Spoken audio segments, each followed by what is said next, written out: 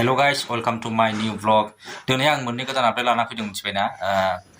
सिगाङावनो जाहैबाय पिंकी प्रडाक्शन दा बिथांनि चेनेलावहाय दा 10k साबस्क्राइबार जासिगोन आरोखि ना कमप्लिट जासिगोन दिनै नङाबा गाबोननि गेजेरावनो जासिगोन बिनि थाखायनो बिथांनो एडभान्स मिनि कंग्रेचुलेसन जासिहरबाय आरो बिथाङा दाखालि 9 दिनसो सिगां मोनसे शर्ट मुभि लाना फैदोंमोन मिथिबायना कस्तनि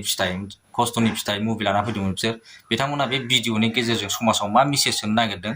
बे भिडिअनि गेजेरजों बिथांमोना मोजाङैनो फोरमायनो हादों मिथिबायना बिथांमोना बे भिडिअनि गेजेरजों समाजावहाय मोनसे मोजां मेसेज होनो हाबाय आरो बिथांमोननि बे भिडिअखौ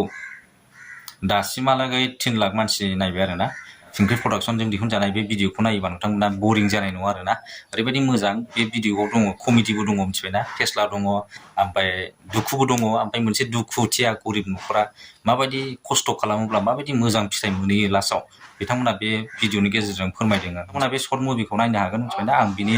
लिंकखौ डिसक्रिपसनाव होगोन नोंथांमोना नायबानो जाबाय फुल भिडिअखौ सेकेन्ड आपडेटआनो जाहैबाय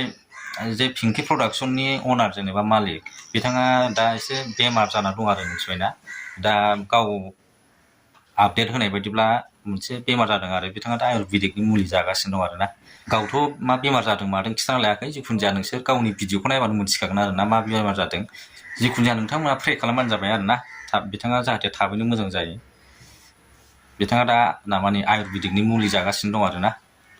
आरो दा आं मोनथिनाय बायदिब्ला बिथाङा मोनसे मुभि बानायबावगासिनो दं आरोना जाबायानो खोमालाय दा बेखौबो बिथाङा गावनि प्रडाक्शनाव रिलिज खालामसिगोन दा बावैनो गावखौबो एक्टिं खालामनाय बे भिडिअआव नुगोन आरोना नोंथांमोना ओंखायनो चेनेलखौ साबस्क्राइब खालामनानै बे नटिफिकेसन बेलखौ अल खालामना होबानो जाबाय जाहाथे नोंसिनाव भिडिअआ थाब सहैयो भिडिअखौ बांद्राय गोबाव खालामना बयबो मोजाङै थाबानो जाबाय गोजोन्थों बाय बाय टेक केयार